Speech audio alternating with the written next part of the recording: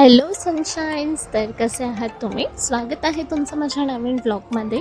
तर आजच्या दिवसाची जी सुरुवात आहे ती झाली आहे मस्तपैकी या पील्ड मँगोजसोबत, कारण की आम्ही बनवणार आहे मँगो शेक. आणि इथे आमचा शेक बनवून झालेला आहे. तुम्ही कन्सिस्टन्सी चेक करू शकता गाईज, इतका मस्त झालेला, खूप छान झालेला. आणि मग मी इथे पिला मस्त 1 ग्लास पूर्ण मँगो शेक. त्याच्यानंतर घरच्यांच्या फरमाईशवरती आज वापस माझा शेफ मोड ऑन. त्यांनी बोललेलं मला मिसळ पाव बनवायला एकदम स्पायसी झणझणीत.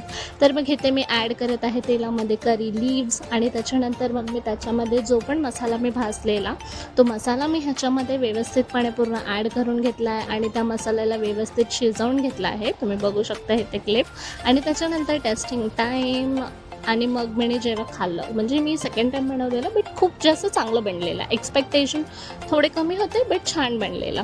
आणि मग एवढी छान मिसळ बनवली तर पप्पा घेऊन गेले मला बदाम शेक प्यायसाठी. तर that's it for today's guys. जर तुम्हाला व्हिडिओ आवडली असेल तर लाईक करा, शेअर करा, कॉमेंट करा, सबस्क्राईब करा जर नसेल केलं तर. भेटूया पुढच्या ब्लॉगमध्ये.